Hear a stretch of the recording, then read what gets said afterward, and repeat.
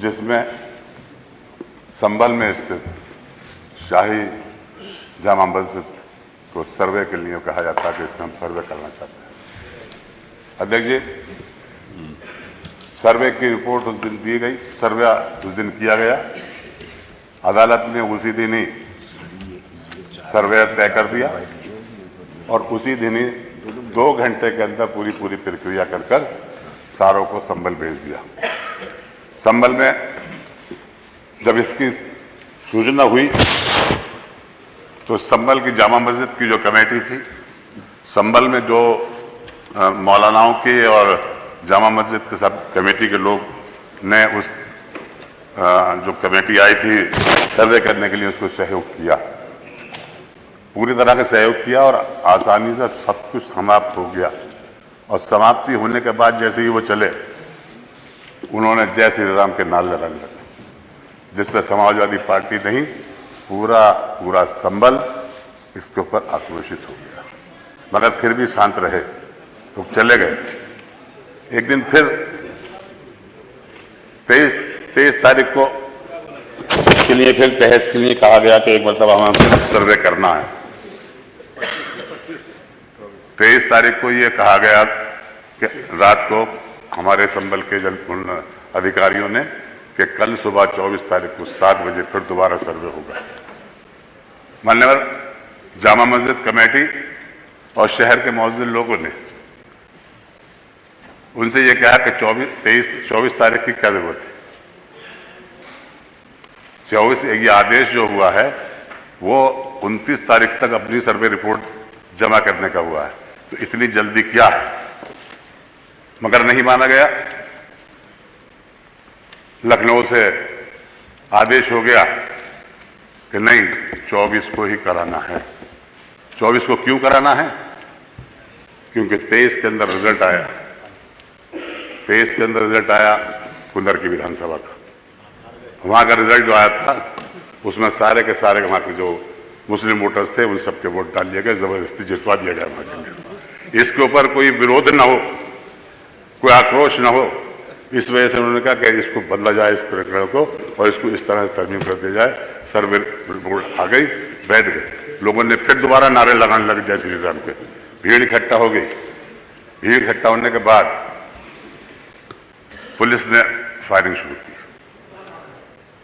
और फायरिंग शुरू होने के बाद में 5 लोगों की डेथ हो गई, जिसमें नईम, बिलाल अंसारी, आयान और मोहम्मद कैफ। मगर एक व्यक्ति का पोस्टमार्टम में नहीं हुआ, पुलिस ने जबरदस्ती उसको दफन करा दिया। मान्यवर, इसमें एफआईआर होती है और एफआईआर के अंदर संभल के एमपी ज़ियाउर रहमान का नाम आया, जो कि संभल में थे ही नहीं, बेंगलुरु गए हुए थे।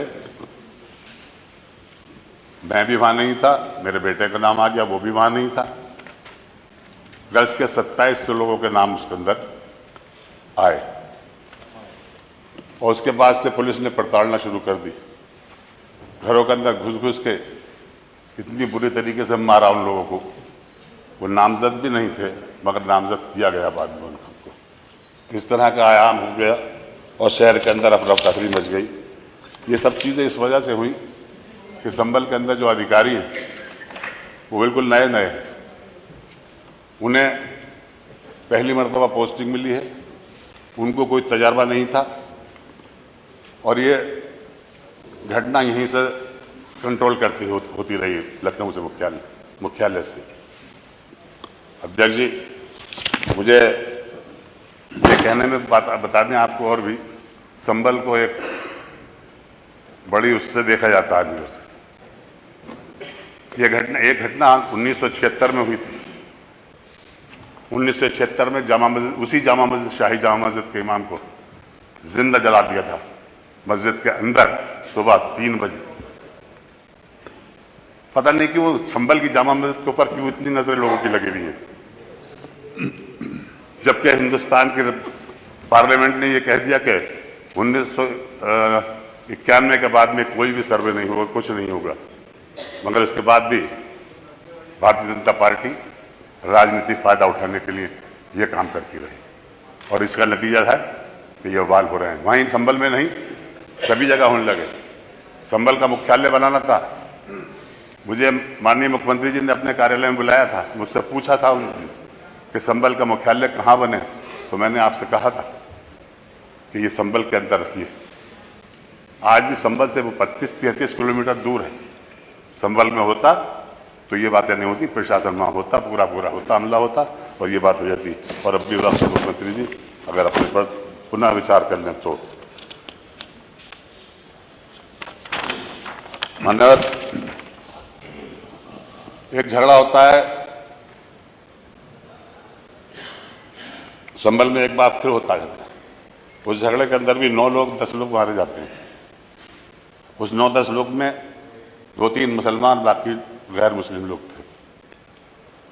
इतना पीड़न हो गया और लोगों ने प्रचार करना शुरू कर दिया कि ये क्या है। एक माननीय मुख्यमंत्री जी, आपके एक मंत्री ने ये बयान दे दिया कि संभल के अंदर तुरक और खासाबों की लड़ाई। आपका नारा ना बंटने देंगे ना कटने देने का है। हमें क्यों बांट रहे? हम बटेंगे नहीं। संभल की जनता सब एक है और नेक है, हम बटेंगे नहीं। हमारे ऊपर बहुत अत्याचार हो रहा है, इस अत्याचार को आपको देखना होगा। मान्यवर,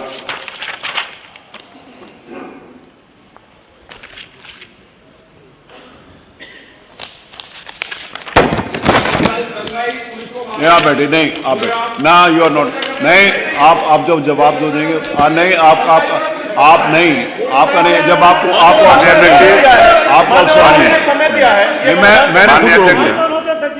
माननीय अध्यक्ष जी, उसका जवाब संभल के अंदर नहीं, जब ये झगड़ा हुआ, ये बात हुई, नहीं वो जवाब तो समय पे आएगा, आप शांत रहे। इन लोगों ने झगड़ा कराया, भाजपा के लोगों ने।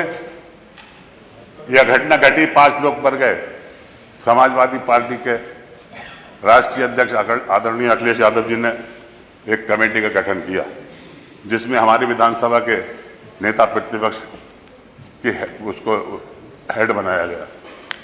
जाने नहीं दिया गया, मना कर दिया गया, यहाँ उनको हाउस अरेस्ट कर लिया गया, वहाँ नहीं जाने दिया गया। किस बात को छुपा रहे थे? किस बात को छुपाया जा रहा था जो इनसे नहीं जाने दिया गया? ये जाते कुछ ना कुछ अमन की बात करते। इनका स्वभाव तो आप खूब जानते हैं किस तरह का है। और अगर इनको मना कर दे, सबको मना कर दिया। माननीय मुख्यमंत्री जी, आप तो खुद ही किसी अपने प्रतिनिधिमंडल को भेज देते, मालूम तो कर लेते वहां हुआ क्या है, किसने किया है, कैसे किया है, किसने गोली चलाई, क्यों मारे गए लोग।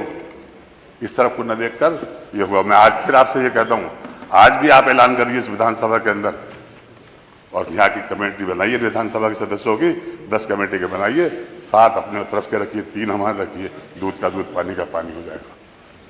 अध्यक्ष जी, ये ज्यादती ना कराइए, बहुत ज्यादती हो रही है, और खासतौर से हम लोगों को निशाना बनाया जा रहा है। हर ऐसे ऐसे नारे लगाए जाते हैं जिससे हमें उत्तेजित करना मौका देते हैं, मगर हम उत्तेजित नहीं होंगे। हम इस देश के, इस प्रदेश के विकास के लिए काम करते रहेंगे। हमारा ये कर्तव्य रहा है इस देश को के अंदर कोई भी ऐसी गड़बड़ी हो तो हम आगे बढ़कर अपना साथ दें, और हमें शक की नजर से देखा जाता है।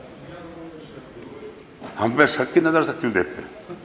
आप राजनीति करिए तो ऐसी करिए कि विकास के कार्य कराइए हैं, प्रदेश को आगे बढ़ाने का काम करिए। हिंदू मुस्लिम करने से कोई वो नहीं है। आज भी आप सर्वे का संभल में कराएंगे, कोई भी हिंदू और मुसलमान ये नहीं कह सकता कि झगड़ा हिंदू मुसलमान का, ये कोई नहीं था। ये तो प्रशासन की वजह से हुआ। अगर प्रशासन को ये फीडबैक नहीं मिलता कि तुम उस पर गोली चला दो, तुम ऐसा कर दो, सर्वे कराओ, अगर ये तो हम उच्चतम न्यायालय का धन्यवाद देंगे जिन्होंने ये ऐसा आदेश कर दिया कि जिससे आपका भी कोई सर्वे नहीं होगा। मान्यवर, संभल की घटना बहुत गंभीर है और इसको आप गुस्से में न लेकर समझदारी से काम लेकर करिए। ये प्रदेश आपका है, आपने ये कहा कि मेरे प्रदेश में आज तक दंगा नहीं हुआ, तो इसकी जांच तो कराइए, आपके इसके पीछे है कौन। आप डायरेक्ट अगर अपनी मालूमात के जरिए से जो आपको वहां के प्रशासन दे रहा है उसके आधार के ऊपर आप ये कह लें कि मुसलमानों ने किया है। उस मोहल्ले में, जिस मोहल्ले के अंदर हमारा सांसद रहता पूरा का पूरा घेराव कर दिया, बिजलियां काट डाली, सब कुछ कर दिया। आप जवाब एक मिनट, माननीय अध्यक्ष जी, ये मैंने मना किया, नहीं बोले। जहां तक मंदिर की बात है, अगर मंदिर का कोई वहां के पुजारी ये कह दे कि ये मंदिर जो है इसके ऊपर किसी ने एक ईंट लगाई हो, कोई ईंट छुई तक हो, कंक्रीट छुई हुई हो, आज वो मंदिर उसी हालत में बना है जिस हालत में था वो। वहां के लोग जो वहां के लोग जो उसको बनाने वाले हैं, उसकी चाबी जिनके पास है, वो चाबी आज उसी ताले की चाबी उनके पास है, उसी से खोला गया। जब मंदिर को खोला गया तो उसके अंदर जो मूर्तियां रखी थी उसी एज इट इज वैसी रखी हुई है, एक भी कोई भी मूर्ति का खंडन नहीं हुआ, कहीं नहीं खंडित हुई। मान्यवर, वहां के लोगों ने ये कहा कि हमारी आबादी इस जगह कम थी, हम 20, 25, 30 घर हैं यहाँ पर, बाकी सब मुसलमानों के, हमें मुसलमानों ने परेशान नहीं किया, मगर हमारे दिल के अंदर डर था, इस वजह से हम यहाँ से चले गए। वो संभल से बाहर नहीं गए मान्यवर, वो संभल से बाहर नहीं गए, संभल के अंदर ही रहे वो। और मंदिर के अंदर जाकर के बाद में उन्होंने डीएम को भी यही स्टेटमेंट दिया और प्रेस को भी यही स्टेटमेंट दिया कि हमें किसी ने भगाया नहीं है, हमें किसी ने कहा, जिस हालत में मंदिर आज था उसी हालत में आज खड़ा है। मान्यवर, उसके अंदर चढ़ावा आया, सिक्के मिले उसके अंदर, उतने पुराने सिक्के भी मिले, और उसको ये बताया जा रहा है किस तरह से आपको भ्रमित किए जा रहे हैं। मान्यवर मुख्यमंत्री जी, आप भ्रमित ना हो, वास्तविकता देखिए, मंदिर आज भी उसी हालत में है जिस हालत में वो था। 2006 तक उसके अंदर पूजा हुई है। वहां के लोग खुद कहते हैं, जो पूजा करने वाले हैं वो कह रहे हैं 2006 तक हमने पूजा की है उसमें, यहाँ किसी ने हमें भगाया नहीं है, किसी ने कुछ नहीं कहा, अपनी मर्जी से गए। हमने अपने मकान बेच दिए यहाँ के, घबराहट रहती थी दिल के अंदर, इस वजह से बेच दिए, कोई किसी ने हमें सताया नहीं। और इसको पूरा का पूरा राजनीतिक रूप दिया जा रहा है। मैं समझता हूँ, देखिए, मैं जीत कर आता हूँ, मेरा 7वां टाइम है, मुझे हिंदू मुसलमान सब वोट देता है, मैं एकता का प्रचार करता हूँ, मैं एक रखता हूँ, और उस एकता का नतीजा है कि 1991 से मैं आ रहा हूँ और आज तक संभल में कोई झगड़ा नहीं। इस परंपरा को बनाए रखे मुख्यमंत्री जी, इसको बिगाड़े ना। आप अपनी सियासत के चक्कर में मुसलमानों को दूर कर रहे हैं, राजनीति के अंदर सबका हिस्सा होता है। आप चाहते हैं कि हम कुदरती को छीन लें, जहां 65% मुसलमानों की आबादी, वहां बीजेपी का जीत जाए, जहां के डीएम, जहां के डीएसओ, जहां का कमिश्नर, जहां का डीआईजी, अरे भाई शांत हो जाए, सबके सब लगकर मुसलमानों को वोट डालने नहीं दिया, छीन ली उनसे वोट की ताकत। उनके चेयरमैन जो वहां के थे, प्रधान जो थे, उनके घरों पर पुलिस लगा दी गई। इस तरह के आए, ये नतीजे सामने ना आए, ये बातें सामने ना आए, इसलिए ये झगड़ा कराया गया संभल के अंदर, जानबूझकर कराया गया भाजपा की सरकार ने। मैं कहता हूं माननीय अध्यक्ष जी, मैं तो ये चाहूंगा बनरत, आप इस सदन के अध्यक्ष हैं, आप अपने साथ एक कमेटी लेकर चलिए, आप लेकर चलिए और देखिए जाकर संभल में किसने क्या शुरू किया। आपकी बात आ गई। एफआईआर जो मरने वालों की जो एफआईआर हुई है वो भी बड़ी जबरदस्ती हुई है, उसके बदले पब्लिक नहीं मरा। अब बताइए कि हमारी मस्जिद, हमारे खिलाफ कार्रवाई, हमारे ही मर रहे हैं, हमारी मस्जिद हम ही मर रहे हैं, हमारे खिलाफ है, हमारे घरों के अंदर तोड़फोड़ हो रही है। ये तो ये चाह रहे हैं 2700 लोगों को नामजद किया गया, 2700 लोगों के खिलाफ एफआईआर, एकदम बुरा हाल। नहीं भाई प्लीज, आपका प्रदेश जवाब है, आप इस प्रदेश के मुखिया हैं, आपका फर्ज बन जाता है कि आप अपने प्रदेश के अंदर अमन शांति बनाए रखें, यहाँ कोई हिंदू मुस्लिम बात न हो, यह आपका फर्ज बनता है। इस फर्ज को निभाइए। मान्यवर, आप मुख्यमंत्री ही नहीं, आप किसी पीठ के पीठेश्वर भी हैं। किसी भी जाति, किसी भी समुदाय, किसी भी धर्म के अंदर आपस में लड़ाने की बात कभी नहीं की गई, मेल जोल रखा गया। अरे हमने तो ये देखा मान्यवर, जवाब नहीं प्लीज, माननीय अध्यक्ष जी, हमने तो ये देखा कि हमारे इस आप गुजर साहब वहां से वहां पहुंच गए, अच्छी बात। माननीय अध्यक्ष जी, नंदकिशोर जी नहीं, हमने तो ये देखा 96 में नहीं, माननीय कल्याण सिंह जी की सरकार थी, 1996 में माननीय कल्याण सिंह जी की सरकार थी, हम सब लोग विधानसभा में बैठते थे, रमजान आ गए, उन्होंने अपने घर पे इफ्तार कराया 5 कालिदास के ऊपर, इसे संभल पर और बोलो। इफ्तार कराने के ऊपर संभल पर। वहीं पे हमने अजान भी दी, वहीं नमाज भी उन्होंने पढ़ाई। ऐसे बन जाइए आप भी, सब आपको गले लगाएंगे। छीन के क्या फायदा है? वोट क्यों छीन रहे हो? वोटों को छीन लो, प्यार से करो। या जितनी जितनी सुविधाएं आप हमें दे रहे हैं तो कोई एहसान नहीं कर रहे हैं। ये संविधान में लिखा हुआ है, ये संविधान में लिखा हुआ है।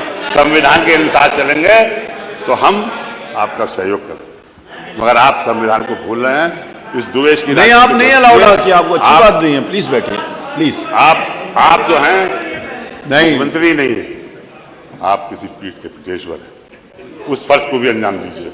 हिंदू मुसलमानों को लड़ाओ, हम हैं। अगर हमसे इतने अगर वो है, हमसे अगर इतनी परेशानी है तो मुसलमानों को वोट का हक छीन लीजिए, आप मत दीजिए। मगर ये भी नहीं कर सकते आप ये भी नहीं कर सकते। क्यों? फिर लड़क गए कैसे, फिर वोट कैसे लेंगे हिंदू मुस्लिम अगर किए? इसलिए आप ये काम करें। चलिए। माननीय अध्यक्ष जी, ये बड़ा गंभीर प्रश्न है और मैं चाहूंगा कि इस अविलंबनीय लोकहित महत्व के गंभीर विषय पर सदन का ध्यान आकृष्ट करते हुए आज का प्रोपेशन की कार्रवाई कार्यसूची में मिलकर